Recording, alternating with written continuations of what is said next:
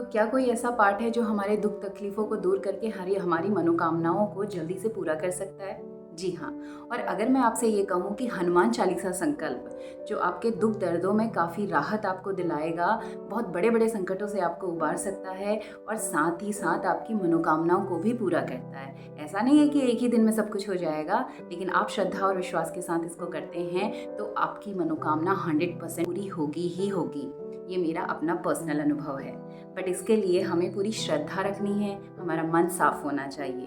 तो कभी भी गलत मन के साथ की हुई पूजा फलीभूत नहीं होती है। तो आज के वीडियो में मैं आपसे यही शेयर करने वाली हूँ। So hello hi everyone, welcome again in my channel be with Binu. तो ये मेरा पर्सनल अनुभव है, तो मुझे लगा कि मैं शेयर कर सकूं उन लोगों के साथ जिनको शायद मेरी तरह प्रॉब्लम रही हो, और हो सकता है ये हनुमान चालीसा संकल्प उनके लिए भी काफ़ी कारगर सिद्ध हो सके और उनकी परेशानियां दूर हो सके। तो मैंने भी इस संकल्प, मुझे भी पहले से ये सारी चीज़ें पता नहीं थी। मैंने भी इस संकल्प के बारे में सुना और मैंने इंटरनेट पे ही इसके बारे में पढ़ा था। इसके बारे में काफ़ी मैंने अपनी ओर से चेक किया और मेरे वन नी में बहुत ज़्यादा पेन था। काफ़ी 1.5-2 साल हो चुका था और लास्ट इतना मतलब मैं बता नहीं सकती आपको कि मेरे लिए उठना बैठना दिक्कत, और इस एज में तो बिफोर 40 ही आपको इतनी प्रॉब्लम्स होने लगती हैं। तो ऑब्वियसली एक तरफ ऑफिस की ड्यूटी है, I am a working women, तो मेरे को जॉब का प्रेशर भी है, घर भी है और छोटे बच्चे, 3 साल का मेरा बेटा छोटा बड़ा, इन लॉज साथ में, तो बहुत सारी रिस्पॉन्सिबिलिटीज़ है और इस हालत में रहते काम कैसे पूरे हो पाते। तो जब मैंने ये देखा तो मैं पूजा तो करती हूँ हनुमान जी की, तो पहले से ही मैं महादेव को पूछती आई हूँ, लेकिन संकल्प पूजा करना एक अलग है, लेकिन जब आप संकल्प लेकर के कोई चीज़ करते हैं तो वो एक अलग तरीके से काम करता है। तो मैंने इसके बारे में जब देखा जाना तो मैंने भी मन में ठान लिया था कि मैं करूँगी। तो मैं आपको लिटरली बताऊँ कि मैं जब बैठती थी तो बैठ करके उठने में मुझे 4-5 मिनट लग जाता था। तो 2 साल पहले से मेरी काफ़ी ये दर्द बढ़ने लगा था और लास्ट ईयर में ही मुझे बहुत एक नी पे लेफ़्ट साइड पे मुझे बहुत प्रॉब्लम होने लगा था। तो मैंने ये संकल्प लिया, तो फर्स्ट मैंने अभी इसी साल 2023 में ही मैंने जून में ये संकल्प लिया 11 दिन का। तो मुझे बहुत ज़्यादा आराम नहीं मिला था। फर्स्ट संकल्प पे मुझे बहुत ज़्यादा आराम नहीं मिला था और शायद मेरे तरफ से भी लापरवाही थी, और मैं ऑनेस्टली बोलूँ तो मैंने ना लहसुन प्याज का भी कोई परहेज़ नहीं किया। फिर मैंने इसके बारे में अच्छे से चेक किया और तरीके से विधिवत करने की कोशिश की।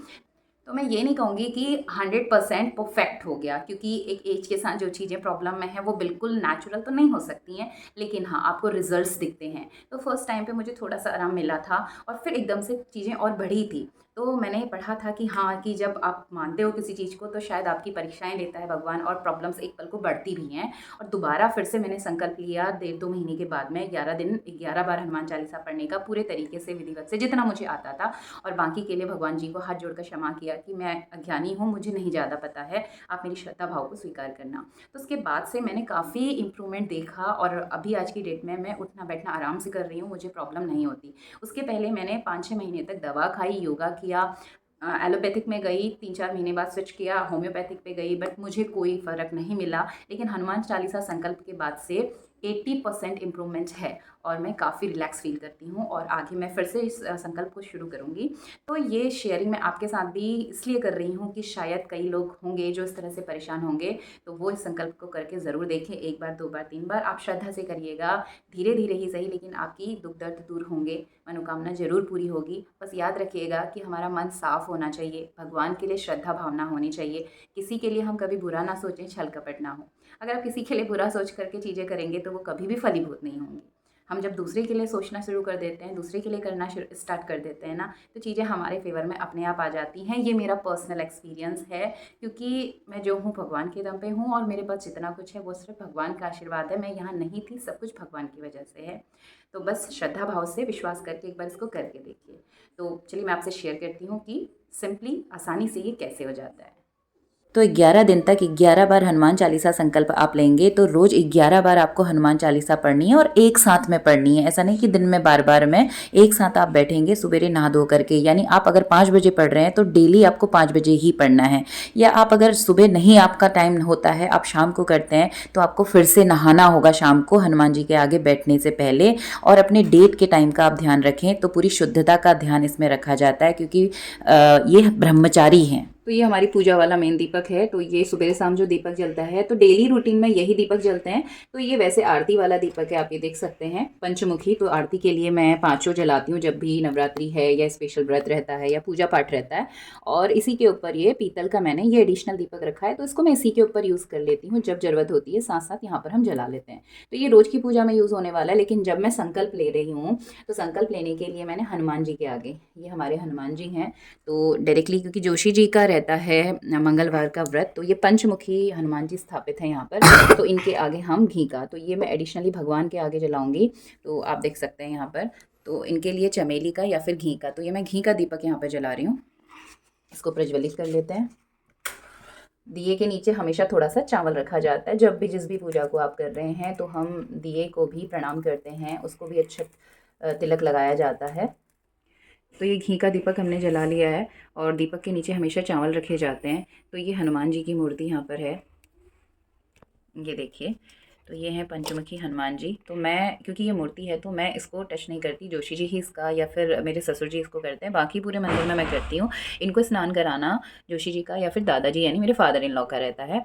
और ये हमने दीपक जलाया है, और ये पूजा का नियम से जलने वाला दीपक है। जब हम संकल्प ले रहे हैं, तो अलग से हनुमान जी के नाम का हम ये घी का दीपक उनके आगे जलाएंगे, ठीक है। अब इसके साथ ही ये गणेश जी हैं। कोई भी संकल्प, कोई भी काम, कोई भी पूजा, तो जब भी हम कोई भी पूजा कर रहे हैं, कोई भी संकल्प लेना हो या कोई भी घर के पूजा पाठ होते हैं, तो हमेशा गणेश स्तुति से ही होते हैं। सर्व सिद्धि विनायक होते हैं, तो सबसे पहले उनको ही पूजा जाता है। तो सबसे पहले वक्रतुंड महाकाव्य सूर्यकोटि संप्रभा निर्विघ्नं कुरु मे देव सर्वकार्येषु सर्वदा। हे प्रभु, जो संकल्प मैं ले रही हूँ बिना किसी विघ्न के उसको पूरा करना और सफल करना, ये कहकर हम उनको प्रणाम करेंगे। गणेश जी को प्रणाम करने के बाद हम ये जो आप पूजा करते हैं वो आप नियम से कर सकते हैं। तो ये हमने यहाँ पर जला लिया है घी का दीपक। अब इसके साथ ही हम क्या करेंगे, लिया है। तो यहाँ पर मेरी पूजा की थाली और रूटीन पूजा में और भी चीज़ें, फूल वगैरह सब कुछ पिठिया की थाली रहती है ना, तो इसलिए मैं इसको यहाँ पर ना रख के, क्योंकि बच्चा भी छेड़ता है, तो मैं हनुमान जी के सामने इसको यहाँ पर रख दे रही हूँ। इसके नीचे हमने रख लिए थोड़े से फूल और चावल, और ये इस पर हम बांध लेंगे रोली। ये कलश के नेक पे हम बांध लेंगे रोली। और उसके बाद इस कलश को यहाँ रखने के बाद, तो सबसे पहले हम, ये मैंने ले लिया है हनुमान जी को चढ़ने वाला जो सिंदूर होता है केसरिया रंग का, ये हम रखते हैं क्योंकि ये जोशी जी मंगलवार का व्रत करते हैं, तो ये ही चढ़ाते हैं, वो लगाते हैं। तो ये मेरे घर पे रखा हुआ है, तो मैं इसी को लेकर के हम क्या करेंगे, हनुमान जी को महिलाएं टच नहीं करती हैं, वो ब्रह्मचारी हैं, तो हम हाथ में लेकर इसको उनके चरणों पर छोड़ देते हैं, उनको प्रणाम कर देते हैं। अगर ये नहीं है आपका, तो आप जो है अपनी जो आपकी पूजा थाल है, इसमें जो हमारा पिठिया चंदन जो भी आप यूज़ करते हैं, आप इस पिठिया को भी हनुमान जी के चरणों में छोड़ देंगे, उनको समर्पित करेंगे। जो फूल हमने रखा हुआ है, ये फूल हम उनको अर्पित करेंगे कि हे प्रभु स्वीकार करना। और उसके बाद आप क्या करेंगे, ये संकल्प लेंगे। तो आपने देखा था भाई, हमारा सनातन संस्कृति में आपने देखा है ना, ऋषि मुनि हमेशा पानी को संकल्प, पानी से ही संकल्प लेकर के पूजा पाठ, और जब ना कभी वरदान होते थे या शाप होते थे, तो वो भी जल के साथ होते थे। ऐसा बोला जाता है कि जल में मेमोरी, जल में याद रखने की क्षमता होती है, तो उसी को हम यहाँ पर इसीलिए पानी का लोटा रखते हैं साथ में। तो अभी हम इस पानी को लेंगे हाथ में। तो ये पानी हमने हाथ में लिया, और पानी हाथ में लेकर के, जल हाथ में लेकर के हम संकल्प करेंगे हनुमान जी के सामने कि हे प्रभु, मैं अपने 11 दिन तक 11 बार हनुमान चालीसा पढ़ने का संकल्प आज लेती हूँ। मैं अपना नाम आप लेंगे, अपने नाम के साथ अपने कुल गोत्र का नाम, और मैं इस जगह पर हूँ, और मैं आपका पूजन और 11 दिन हनुमान चालीसा को 11 बार पढ़ने का संकल्प लेती हूँ। कृपया मेरे दुख दर्दों को दूर करें, मुझ पर कृपा करें और मेरे संकल्प को पूरा करें, पूजा को स्वीकार करें। ये कहकर हम पानी छोड़ देंगे, भगवान को प्रणाम करेंगे। और उस अब ये जो हमारा कलश है, इसको हम ढक के रख देते हैं कि इसमें धूल मिट्टी या कुछ भी, क्योंकि ये 7 दिन, अगर आपने 11 दिन का संकल्प लिया है तो ये 11 दिन तक रहेगा। 7 दिन का संकल्प लिया है, 7 दिन तक, 21 दिन तक, जितने भी दिन का, जनरली 7 और 11 दिन का हम लोग करते हैं। तो ये कलश तब तक यहाँ पर स्थापित मेरा रहता है। और इसके बाद फिर हम क्या करेंगे, जो हमने हनुमान चालीसा पढ़नी है, तो वैसे जनरली हनुमान चालीसा याद रहती है, ना हो तो भी आप ये छोटी सी बुक हर बुक सेलर के पास इजीली अवेलेबल हो जाती है।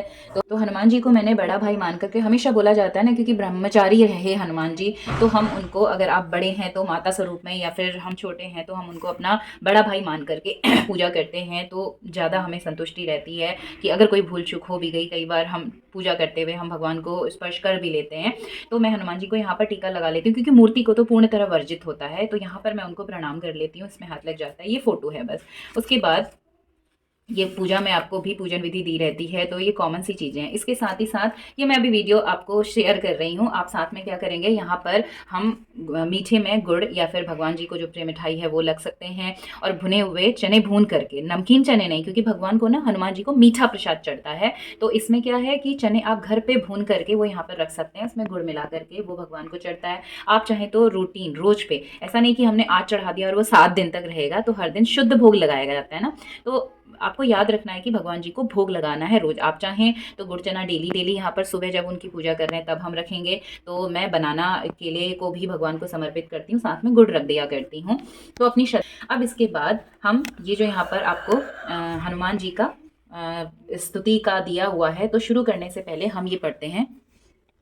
तो जब आप हनुमान चालीसा लेकर के आते हैं तो हनुमान चालीसा पे आपको पहले ये दिखाई देता है, अतुलित बलधामम हेमम शैलभदीहम, तो ये आप पढ़ेंगे, ठीक है। ये लास्ट में वातात्मजम वानर युद्ध मुख्यम श्री रामदूतम शरणम प्रदप्ये, तो ये पढ़ने के बाद हम ओम हनु हनु हनु हनु हनुमंताय नमः, इस तरह से हम ये जप करेंगे। तो मैं अगर बोलूँ तो मैं इसको 108 बार बाद में पढ़ती हूँ, शुरू में मैं बस 11 बार ये जप कर लेती हूँ। उधर मेरा राम दरबार स्थापित है, उस राम दरबार पे मैं हाथ जोड़ती हूँ और प्रभु श्री राम का मैं 11 बार श्री राम रामाय नमः, श्री राम रामाय नमः, श्री राम रामाय नमः, इस तरह से 11 बार मैं राम जी का, आप 5 मिनट के लिए कम से कम राम नाम जरूर लीजिए, क्योंकि राम जी की स्तुति करने से ही हनुमान जी प्रसन्न होते हैं।